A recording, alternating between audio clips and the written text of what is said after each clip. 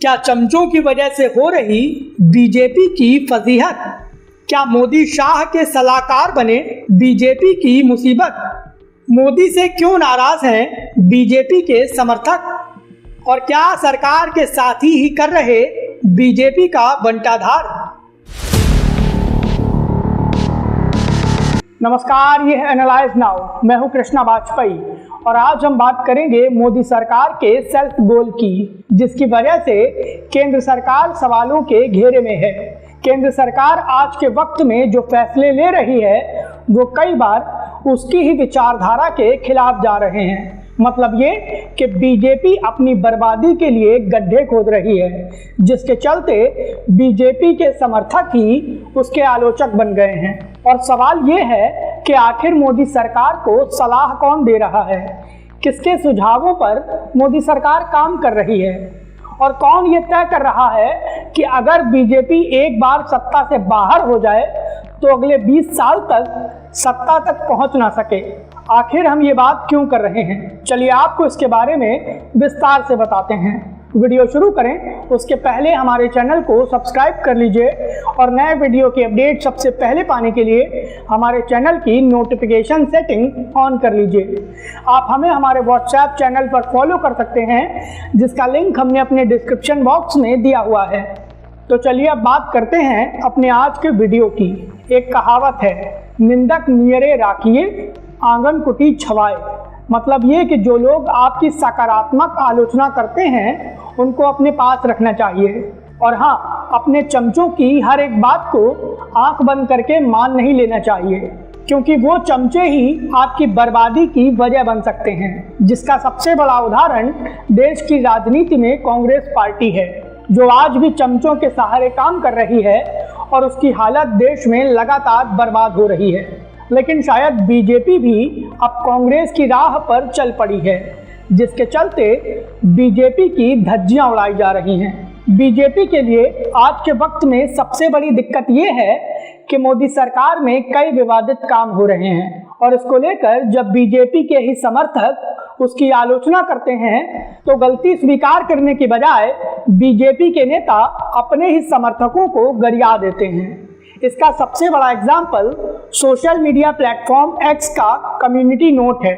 Social media platform x पर BJP के नेताओं, विधायकों, सांसदों, मंत्रियों और यहां तक कि प्रधानमंत्री नरेंद्र मोदी के पोस्ट पर कम्युनिटी नोट आ जा रहा है, जो ये बता रहा है कि वो जो पोस्ट लिख रहे हैं उसमें फैक्ट काफ़ी कम है, और इसके चलते बीजेपी की सोशल मीडिया पर धज्जियां उड़ रही हैं। इसी मामले में अब बीजेपी सांसद निशिकांत दुबे ने कम्युनिटी नोट को लेकर एक्स पर सवाल खड़े कर दिए हैं। निशिकांत दुबे ने दुनिया के सबसे अमीर शख्स यानी एलन मस्क की कंपनी एक्स पर सवाल खड़े किए हैं।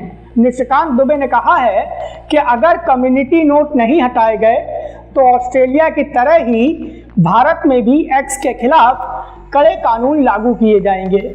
अब सबसे हास्यास्पद बात यह है कि निशिकांत दुबे को ये नहीं पता है कि एक्स पर कम्युनिटी नोट कोई फीचर नहीं है, बल्कि ये जनता द्वारा दिया जाता है।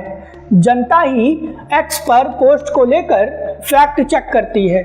सोशल मीडिया प्लेटफॉर्म एक्स के किसी भी पोस्ट पर कम्युनिटी नोट आम जनता द्वारा लगाया जाता है, और जनता ही कम्युनिटी नोट के जरिए नेताओं द्वारा किए गए दावों का फैक्ट चेक करती है।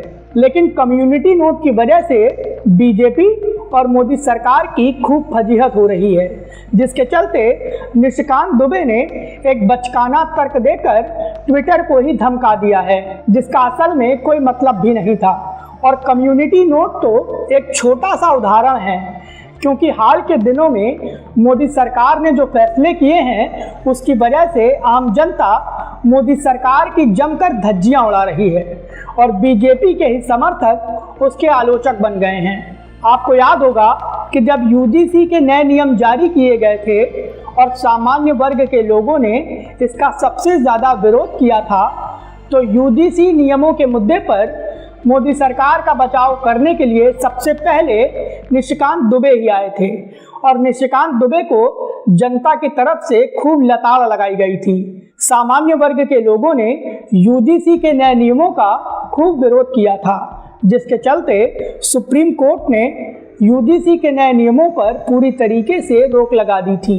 सामान्य वर्ग ने जिस तरह से यूजीसी के नए नियमों का विरोध किया था, उसके चलते लोगों को लगा था कि बीजेपी डैमेज कंट्रोल करेगी और सामान्य वर्ग के लोगों को मनाने की कोशिश करेगी। लेकिन सुप्रीम कोर्ट में यूजीसी के नए नियमों के मुद्दे पर सरकार का जो टाल मटोल वाला रुख है, उसके चलते सामान्य वर्ग के लोग मोदी सरकार से और ज्यादा नाराज हो गए हैं। और दावा यह है कि अब जिन राज्यों में विधानसभा के चुनाव होंगे, बीजेपी को सामान्य वर्ग की ओर से वहां पर नुकसान उठाना पड़ेगा। बीजेपी दावा करती थी कि वो जातिवाद की राजनीति का विरोध करती है। साल 2024 के लोकसभा चुनाव में बीजेपी को इसी जातिवादी राजनीति ने तगड़ा झटका दिया था। इसके बाद बीजेपी ने नारा दिया था, बटेंगे तो कटेंगे, एक हैं तो सेफ हैं। बीजेपी को विधानसभा के चुनावों में इन नारों का काफी फायदा भी मिला था, लेकिन बीजेपी पर सवाल तब उठे जब हिंदुत्व के मुद्दे पर मुखर होने के बावजूद अचानक बीजेपी ने अपनी राह बदल ली। कांग्रेस नेता राहुल गांधी लगातार ये मांग कर रहे थे कि देश में जातिवादी जनगणना कराई जाए, लेकिन मोदी सरकार ने हर वक्त इसका विरोध किया था और हिंदुत्व के मुद्दे को प्रमोट किया था। लेकिन बीजेपी के समर्थकों को दिक्कत तब हुई जब मोदी सरकार ने अचानक ये ऐलान कर दिया कि देश में जातिगत जनगणना कराई जाएगी। और सवाल ये उठने लगे कि क्या बीजेपी ने हिंदुत्व के एजेंडे से अपने हाथ पीछे खींच लिए हैं।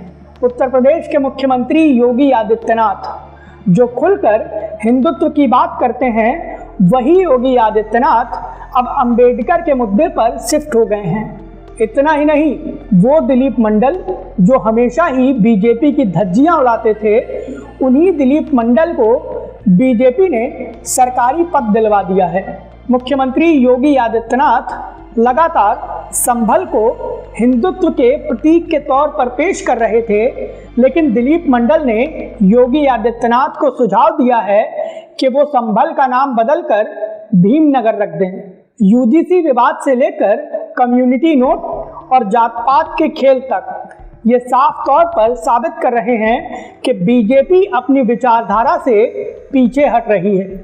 आज के वक्त में बीजेपी के ही समर्थक लगातार ये सवाल उठा रहे हैं कि मोदी शाह की टीम किन सलाहों के आधार पर फैसले ले रही है और वो कौन लोग हैं जो कि मोदी सरकार को सलाह देकर बीजेपी की लुटिया डुबो रहे हैं। बीजेपी की घटती लोकप्रियता और सेल्फ गोल को लेकर आपकी क्या राय है, प्लीज़ हमें हमारे कमेंट बॉक्स में ज़रूर बताएं। वीडियो पसंद आया हो तो प्लीज़ इसे लाइक करें और हमें सपोर्ट करने के लिए हमारे वीडियो को ज़्यादा से ज़्यादा शेयर करें।